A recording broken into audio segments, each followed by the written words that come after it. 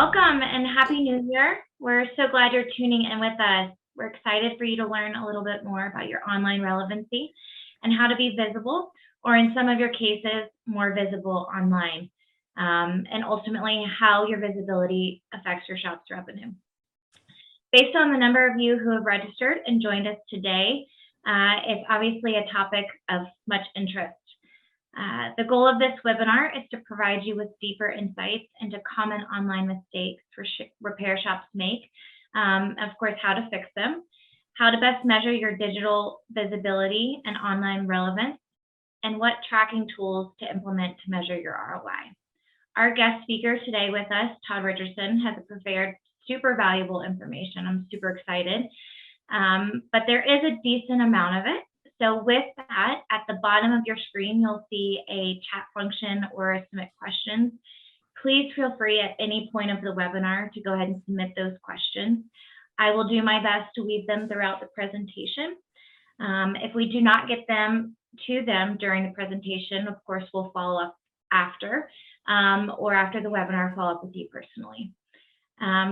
Two housekeeping things. We are recording today's session, so you will receive slides and recordings from today's broadcast. Immediately following the webinar, we will also be posting a survey. It'll just pop up on your screen at the end of it. It's a quick 1-minute survey, and by doing so, we will send you a $20 Amazon gift card following. Your feedback is super valuable to us. Of course, each feedback that we do get, we take it into deep consideration to improve next month's webinar. So before I pass it over to Todd, I do want to start the webinar with a quick poll to get a sense of your comfort level with digital strategy. So I am going to post it now.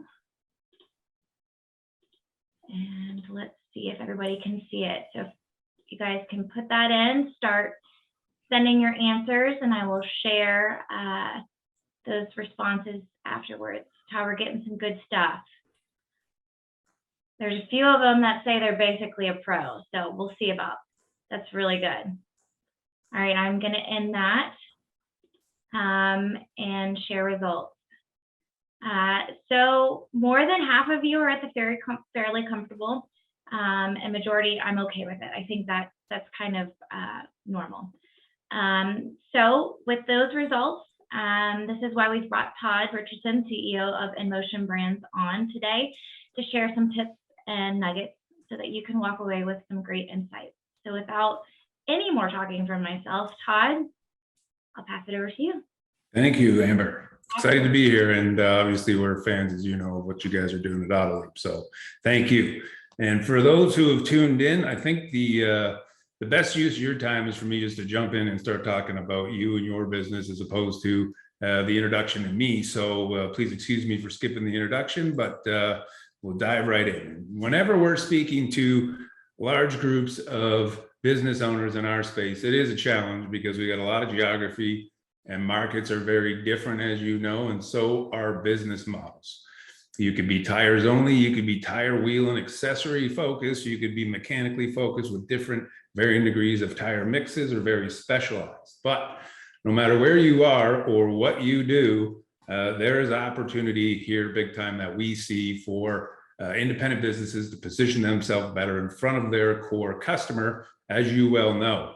And we'll walk you through today some of those tips and ideas and insights to give you ammunition to arm your discussions and maybe decision-making throughout 2022. And part of what we do is a digital relevance report, we call it. And so when we're looking at putting these together to give business owners an idea of how well they're positioned, how visible they are, or how relevant they are online, we're looking at really 3 key areas: site, search, and social. And you know what we find consistently east, west, north, south is there is plenty of opportunity.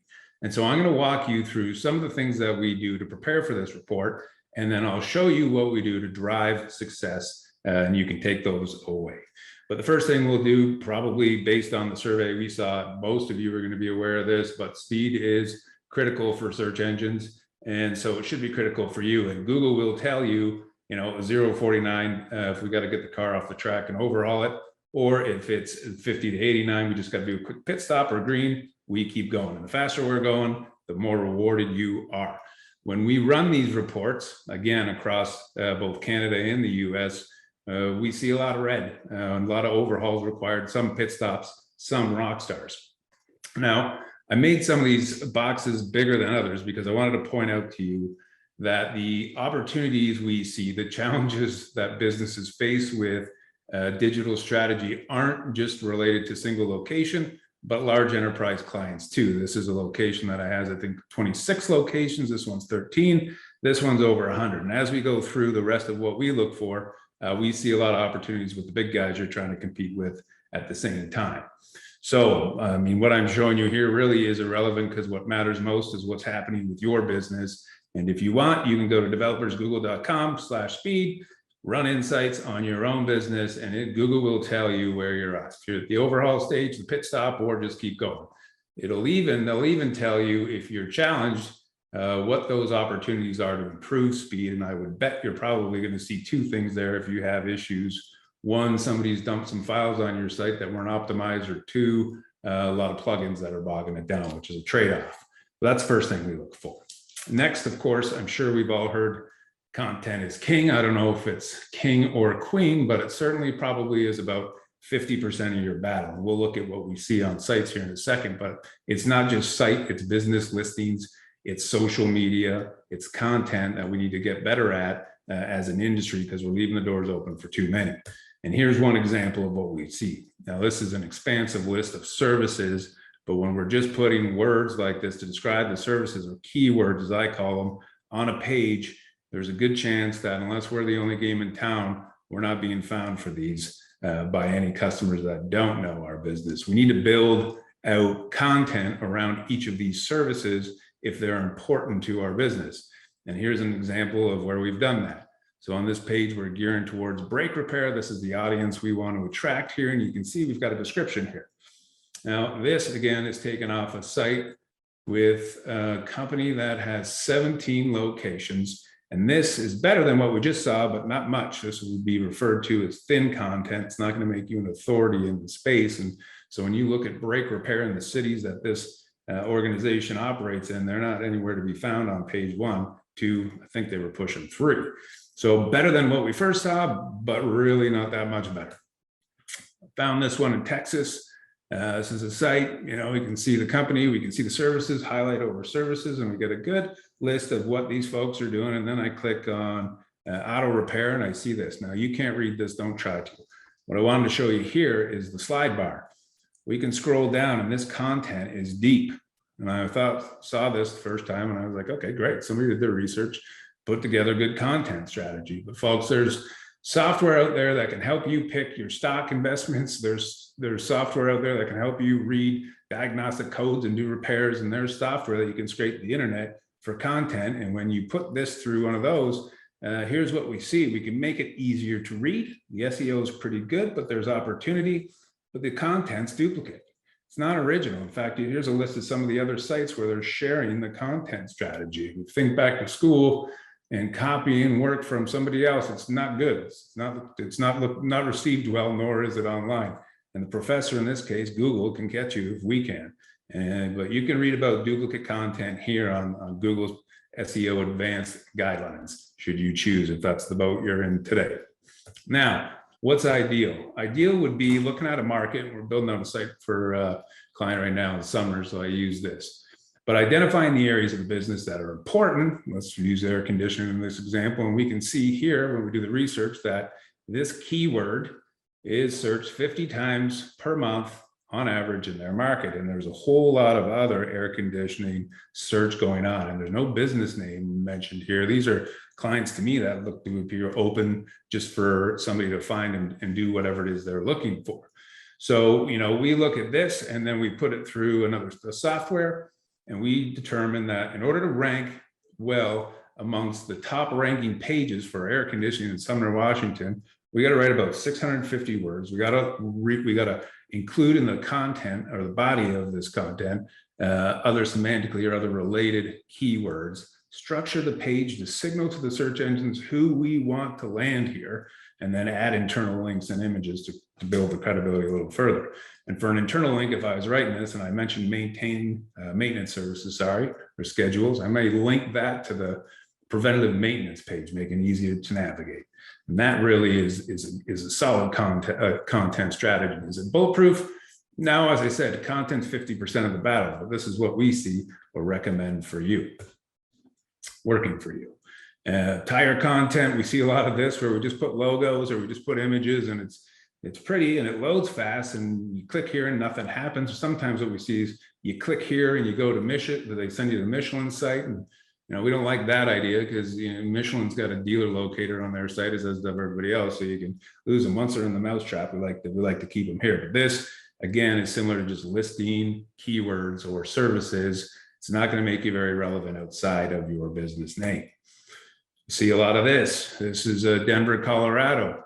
This is two independent businesses, and you can see they got the exact same content, exact same strategy working, and they just happen to trip over a third, and these are 5 miles apart. Like, at some point, we see this everywhere. We got to start asking ourselves, who is this really good for?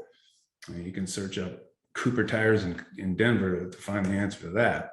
But again, it's no different with tires than it is with the vehicle manufacturers. You want to track those clients or the services.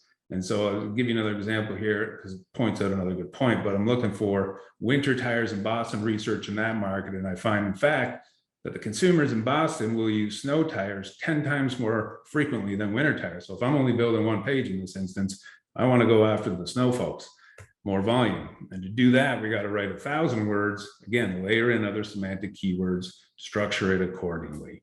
And this is the easy part. Right, writing the content, that's the time-consuming and intensive part. And there's really 3 ways you could do it. You can do it yourself for sure, as long as you got the research. We can ship it off seas, but that takes a lot of time because somebody's writing it. Generally comes back, we got to proofread it, send it back for rewriting. There's even artificial intelligence you can use to help create this content, but it is time intensive no matter what you're doing. And so we create content, and we for our clients focus on unique SEO and rich content, and then we throw it through the screening to see how it prepares, and then we cast it out there like a banjo minnow. And if you remember the banjo minnows, they get instantaneous response. Well, with SEO, it doesn't quite get instantaneous response, but if you got a broken content strategy and broken structure, you can get a pretty good lift. And most digital marketing experts will tell you it takes time for SEO, and it does, but you'd be surprised at the amount of time that it takes, given that the industry is doing a pretty poor job here. And I'll show you about that here shortly. So we finally cast the net, we got them on our site, and let's go through what the shopping experience looks like across the industry. So I've put in my vehicle, I want to request a quote and get some pricing, and then I see this. And we see this all over the place. And I was in a room in Florida with a bunch of dealers, and I said, look, we've got to get the pricing up online. And man, half the room I thought were going to come at me. It was like they had some highly confidential information that I wanted to share on the internet, and they were angry. But that was 10 years ago, and here it's 2022, and we still see a lot of this. And if you can imagine going to Amazon and looking for something you want to shop for and having to do this, like, you're bouncing. They're not as successful doing it this way. And we've left the door open for too many people to come in and capture that share, capture that client, because we're making it too difficult to shop. Here's another example.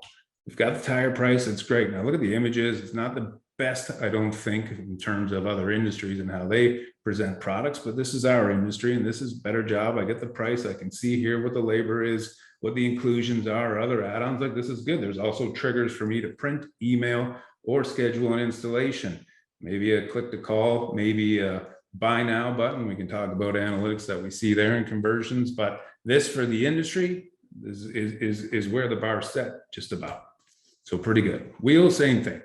More logos, click, do nothing, click, go to a manufacturer, click, go to a distributor, and not ideal. We want the same content strategy there, but from a shopping standpoint, this is Tire Rack, and these are the folks who probably jumped into the opportunity of the industry making it too difficult for the consumers to shop, and really, well, we all know what they did. But when it comes to wheels, this certainly is the fashion side of the business, where the beauty is in the eye of the beholder. Now, I like this wheel. I don't mind it. And when I put it on this visualizer with a static profile shot, it doesn't really do me any justice there, so I'm probably bouncing. But this, noted, is the probably industry best today.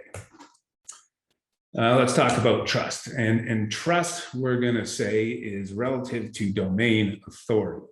What's domain authority? Well, it's a score of 1 to 10, where you are scored in terms of just that. And I'm using Better Business Bureau, not because I'm an advocate or, encouraging people not to, but it's just a trust organization. And with that and the structure, they get a super high score, 88 out of 100.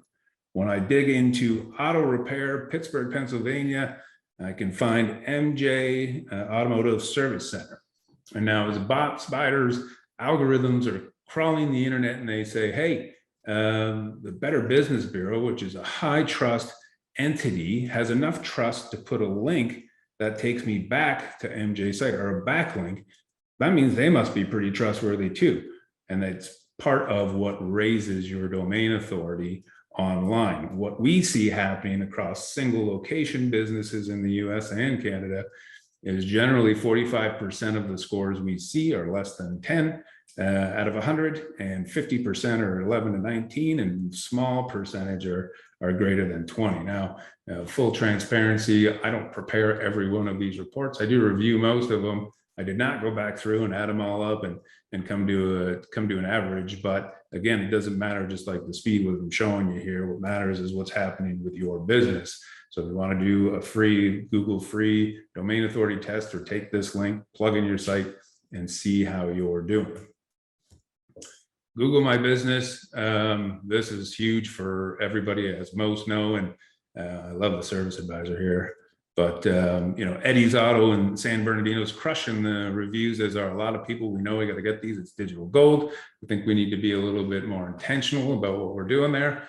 Point for another day. But you can see under suggest and edit and updates, there's some gaps here, as opposed to what we can do now in Google My Business, if you're not aware, is post products that the business sells, DVI, wheel alignment, winter tires, and we can post updates that are in line with what hopefully we're doing on social media. And why would you want to engage on ongoing relevant content in Google My Business? Because when somebody comes in to search in your market and that listing comes up, and we saw that suspension ad underneath the update, and now Google's highlighting that to the consumer. So whether this is Mercedes tires, whatever it is, it'll increase your chances of the consumer engaging with the website, click, directions, or call by sending those signals on an ongoing basis to Google.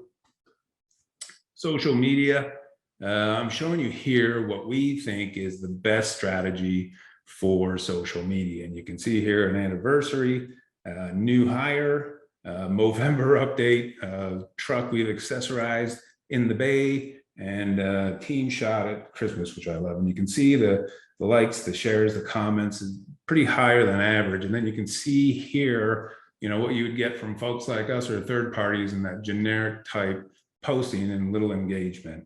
What we see the most effective content strategy being is coming right out of the shops. No marketing company can make that personal connection, and the audience really doesn't wants this to connect.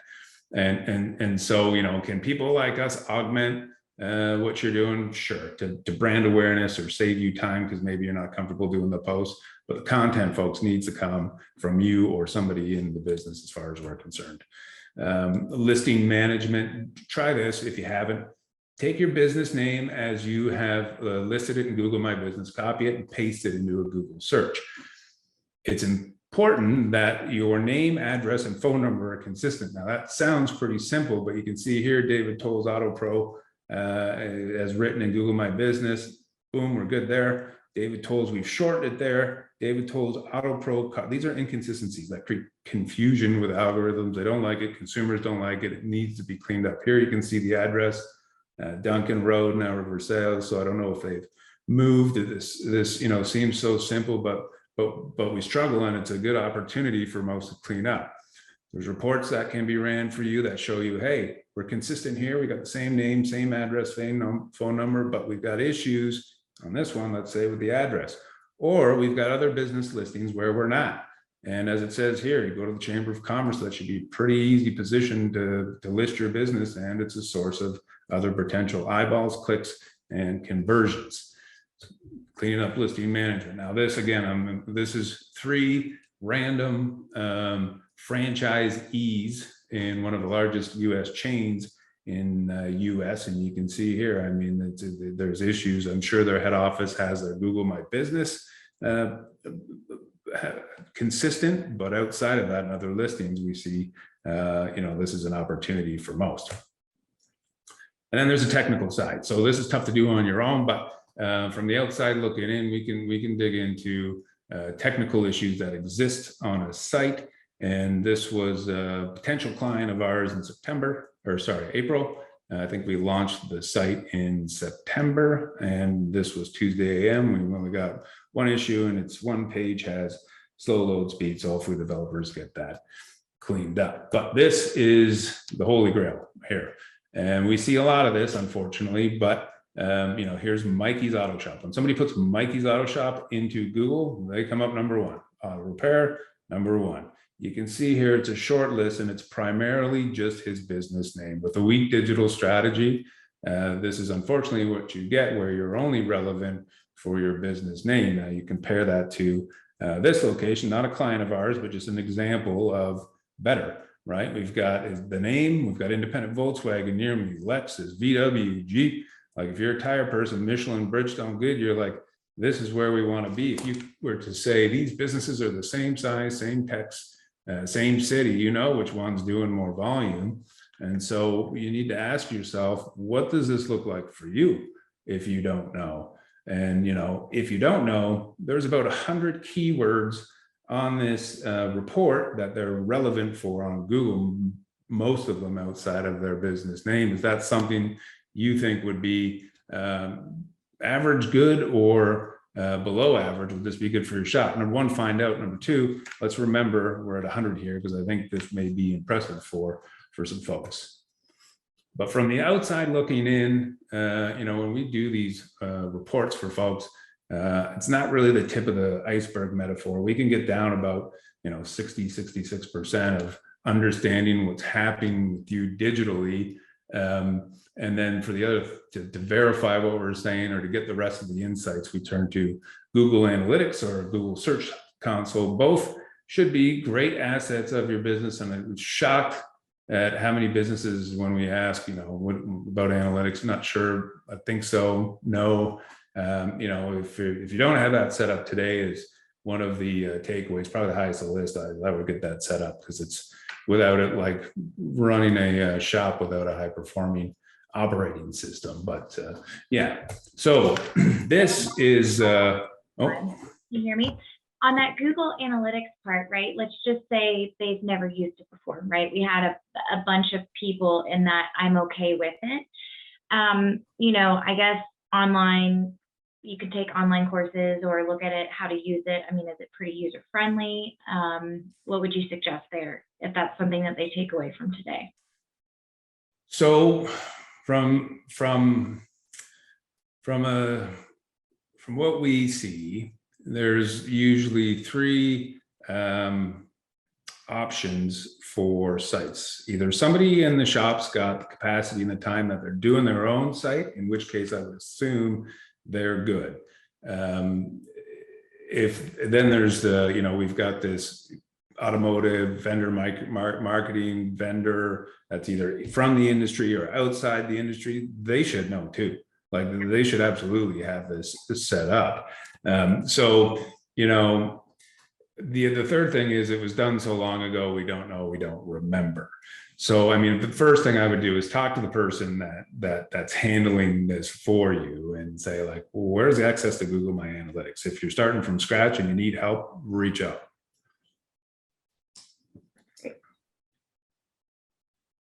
Cool.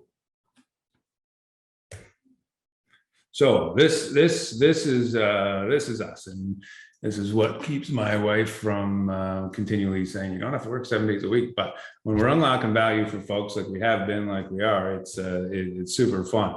And this is what we do. And for, we do some cool things.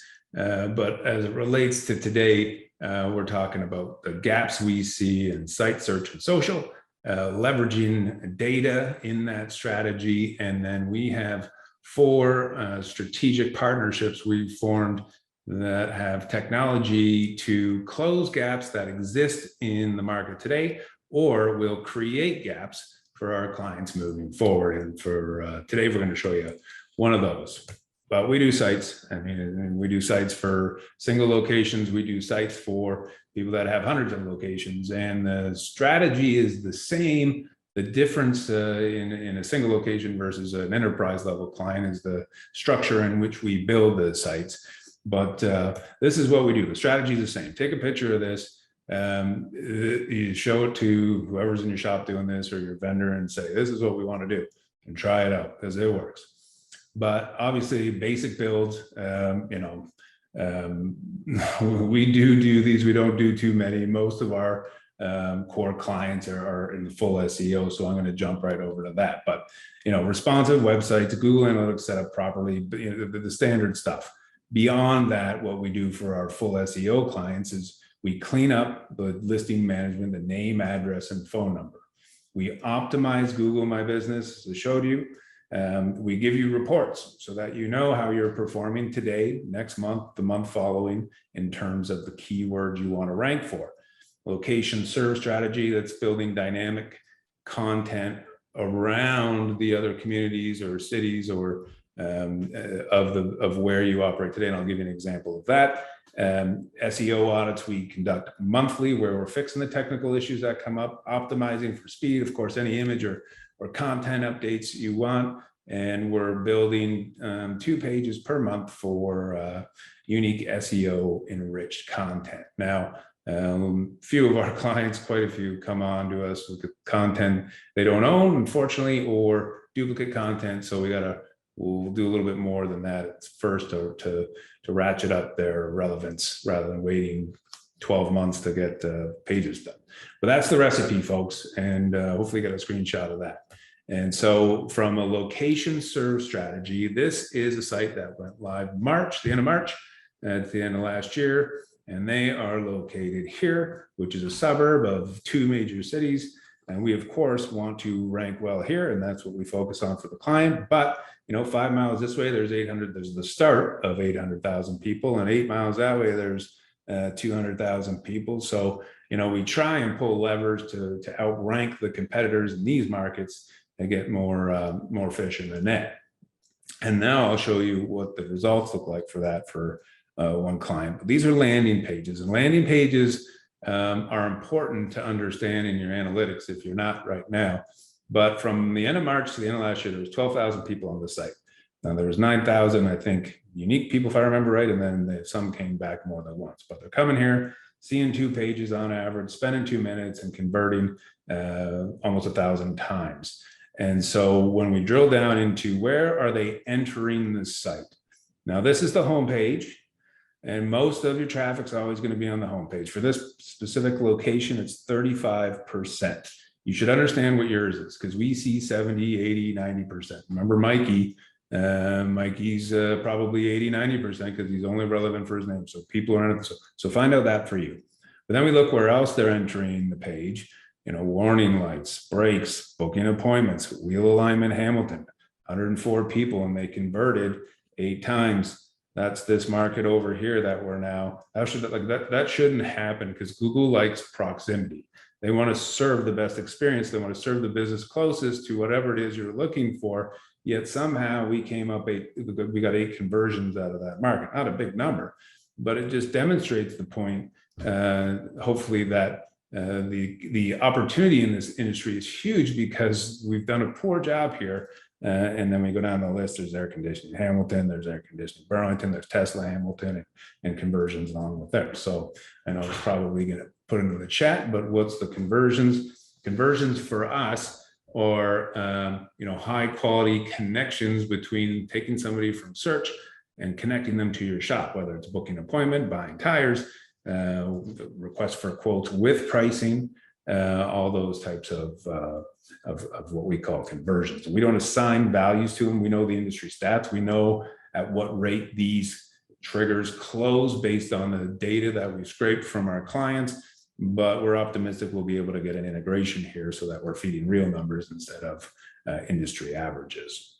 So going back to that second shot with G's with the 100 keywords, this is what's happened with these client sites that we launched last year. Single locations, all of them. This is the population in each city. This is the number of keywords that they were relevant for. I'm saying launch here, but it was actually post-launch. They were actually worse off before we got involved. But 198 keywords whenever the site launched. By the end of the year, 325. Some of them launched early in the year, some summer, some September-ish, I think was the latest one I used. But with that recipe, I hope you took a picture of, we're increasing the first page search engine results for our clients about 40%. And when you look at where they're spending their money, traditionals, no, some spend a little bit more time on social, some do invest some money in search engine marketing. Primarily the investment's going to SEO and putting your business in front of the core customers you want online. That's where their investment goes.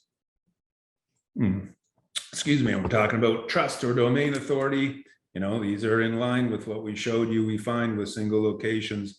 This one's a one of a kind. It's a rock star. She should write the book. But yeah, so I mean, significant lifts in domain authority along with that helps drive that first page search engine results. And so monthly, we meet with clients and we go through the results, and we give them full access to Google Analytics. They can go in there anytime and pull real numbers, but this is just a prettier dashboard where it's showing there's the 9K, there's the conversion rate, there's the time, number of conversions, landing pages, all the key things we think you want. I'm not going to walk you through each, but where's the traffic coming from? Where are the goals coming from? And this is why SEO is so big for me. We see data and analytics in operating system data from branded stores, from unbranded stores, from franchisees, from independents, and organic is the best ROI you'll find. We layer in the Google My Business Insights in here, so you got a dashboard for both. You don't have to jump around between two. And we go through the keyword rankings overview, which looks like this. Here's how many times you're on the first page. Here's how many times you're in the top 3, the top 5, the top 10. But we go a little bit further, and we'll give you the Excel spreadsheet to show you here are the keywords you're ranking for in your market. We're number 1 here, we're number 4 here, we're number 2 here. Oh, we're number 16 here. Is that important to you? Should we put more time and energy on that to make you relevant in front of those people? And these are the conversations we're having, right? And early on, when we'd ask those kinds of questions, it was kind of like, I'm not really sure how to answer it. And some people have a tough time leveraging that data from their operating system. They said, fine, just give us the data and we'll do it for you. And so we started looking at things like, what services do we provide that keep clients coming back? Oil lube, 69%, tires and wheels. Now this is a heavy mechanical shop doing $600 on average repair order, strong double-digit EBITDA. And he's the kind that says, you know, tires and wheels aren't my really, well, this is consistent with what you see the modern tire publishing every year, that if they buy tires, they'll come back. Anyways, you don't want to focus on it? No problem. Let's go to HVAC. 70% of them come back. And so we start to use the data to build the digital strategy to make sure we're in front of those people that are high retention customers. Or we can look at it another way and say, okay, if a car visited your truck shop 6 times, what's the highest average repair order? And then we can start, maybe not to drill down and digitally into the models, but we see BMW here, we see Mazda here a couple of times, Mercedes. So let's start building strength in terms of our digital strategy to make sure we're in front of those car owners, because we know that pays. You know, these are, again, the conversations we're having. 2 examples of how we leverage the data. Now, when people get on your site and want to shop, this is where industries are going, right? We got Wayfair over here, we got apparel over here, we've got new cars over here. This augmented reality is coming fast and coming strong. And so here's where we're at today. If you go on our site or many of our other sites for our clients, you'll find a wheel visualizer. This is the same wheel that tire rack had up there. And same, I'm not sure, but when I start to see different angles of the vehicle, I can see the 3D depth. Now I'm getting maybe a little bit more interested. And if you're on a mobile device, when you're checking this out, you can zoom in and zoom out and read the fine print of the manufacturer along the edge of the wheel. It's crazy.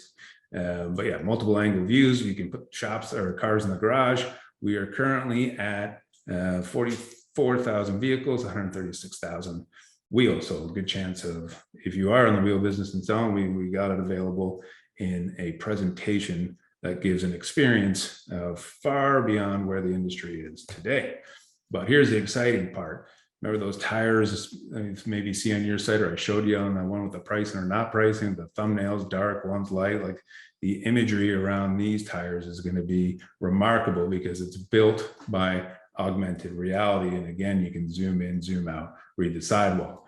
This is happening right now. I'm told by the developers that it's going to be February, but software is like building a house where, you know, it's going to probably take a little longer and cost a little bit more money.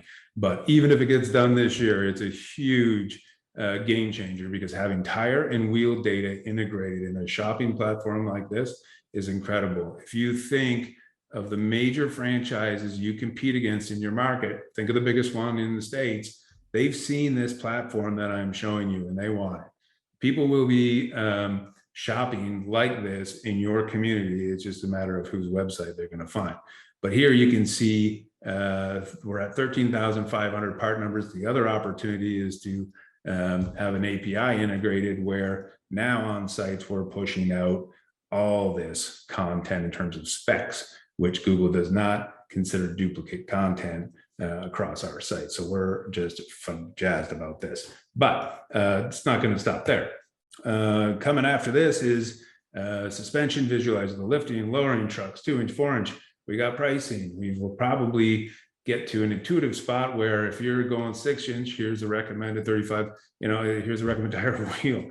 And following the suspension, boom, now we're into accessories where people can put on the light bars, the bed caps, the grills. I showed this to my son who's 12, who plays Forza 5 video game on Xbox, and say, hey, it's just like Forza. He goes, it's better than Forza, there's more options. But I saw this in SEMA, I saw an update last week, and it just blows my mind because what's going to happen here is people that don't traditionally sell maybe wheels or accessories are going to be in the business. And while you folks are sleeping, tires, wheels, accessories will be sold. So we're just jazzed about this. But yeah, in a nutshell, that for today's talk, that's kind of these are the gaps we see. This is the opportunity we see for you, and this is kind of what we're here to focus on.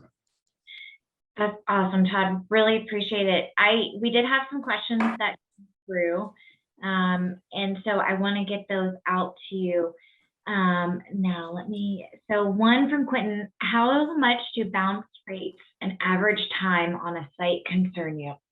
My voice is giving out. Well, the average time's a tough one.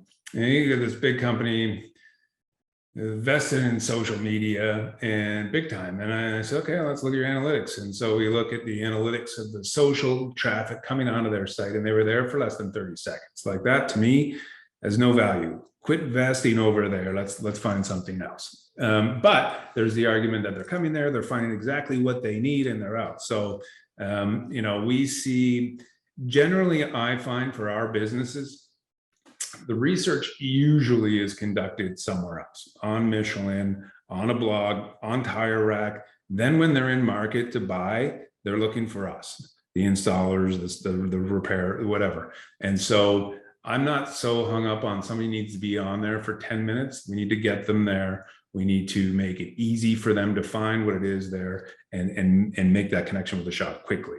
Bounce rates, as I say, when you see that tire request for quote and no pricing, I would look at my bounce rate there, because most people are exiting because we're not making it easy for them, right? So bounce rates will give you some indication on maybe where you need to improve. But first and foremost, where you need to spend your time is, do you understand your analytics?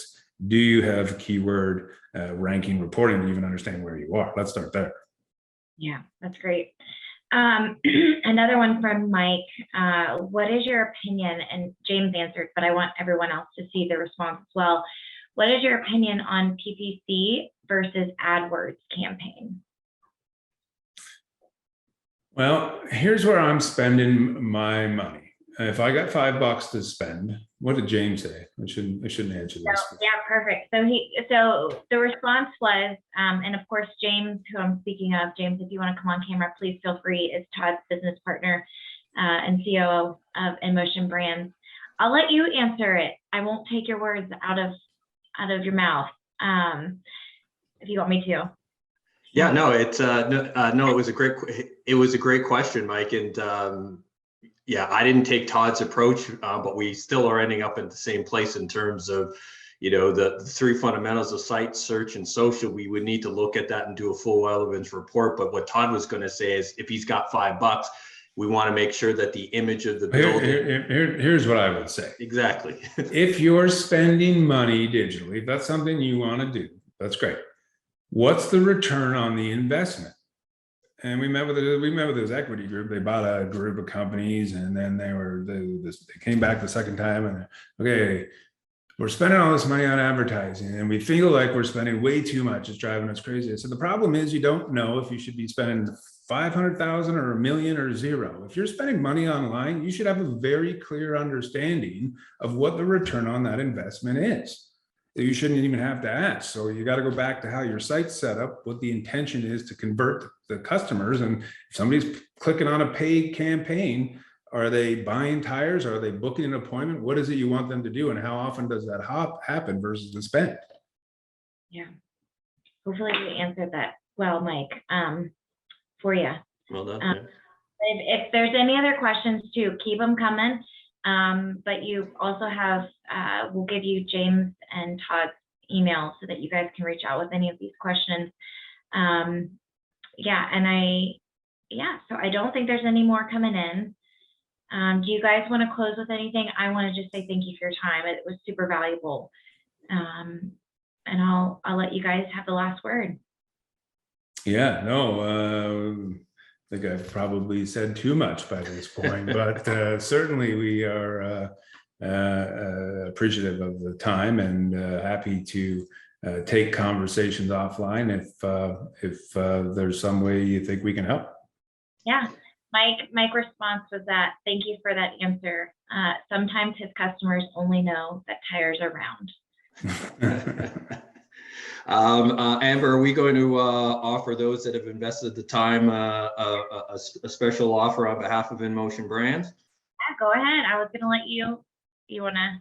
Oh, yeah. Well, listen, Todd and I and the team would love to give you guys a complimentary relevance report where we'll do an audit and do it specifically to your business and how you guys are showing online, how visible you are. We'll talk to you about what we find and help you dig deeper into getting some of those answers that Todd talked about so you can make an appropriate decision on the type of return on investment and putting the right tools in place. Typically, we offer that complimentary. It's about a $500 value when you look at the time and investment and the knowledge that it shares. So we'd be more than happy to do it for all of you folks that joined us today. Well, we appreciate that. And I hope everyone has a wonderful afternoon. Hope everyone's staying healthy. I know my voice is cutting out. So stay healthy. Have a wonderful, happy new year. Hope everything's going well. Cheers, guys. We'll get the recording soon after this live. Thanks, guys. Appreciate your time. Thank you. Our pleasure. Thanks, everybody. Yeah. Bye for now.